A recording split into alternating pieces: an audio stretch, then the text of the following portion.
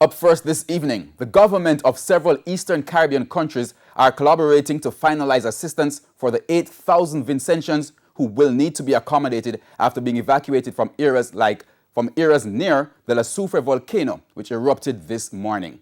Now, chairman of the Organization of Eastern Caribbean States, Prime Minister Roosevelt Skerrit of Dominica, said discussions have been ongoing since last night.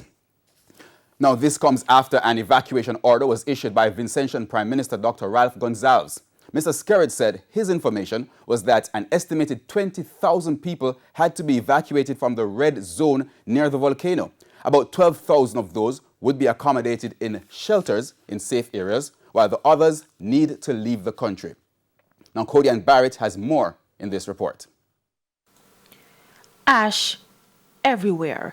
This is a section of St. Vincent and the Grenadines moments after the Soufrière volcano erupted. Thousands of lives have been left in shambles, with many asking what next after the mass evacuation Thursday night. Caribbean neighbors have been responding, eliciting this response from the country's Prime Minister. The way in which people in St. Vincent and the Grenadines and in ordinary people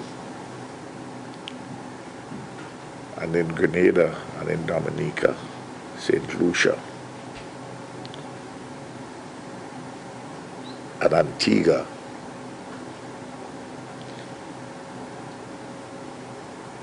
have responded to put people in their homes, strangers,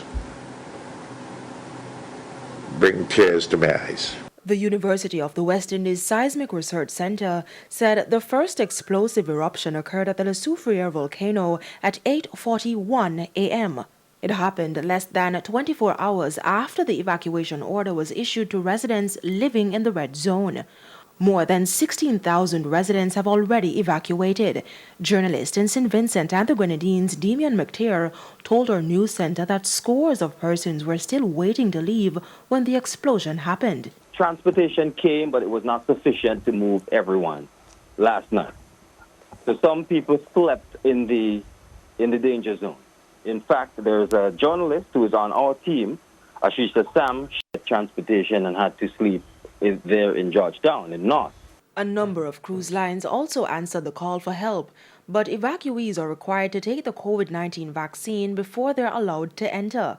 This perhaps will not go down well with some residents who've refused to be vaccinated. They were being told by some members of the government that in order to enter a government-operated shelter, they have to be vaccinated. And despite the impending danger, several residents continue to disobey the evacuation order. Some people have their livestock still in place. They don't know what to do with them, how to get them out, them meaning the livestock. So they decided to stay to safeguard property. Others may have wanted to, based on reports that I've gotten, may have wanted to stay just to get the experience. La Soufrière last erupted on April 13, 1979. Cody and Barrett, TVJ News.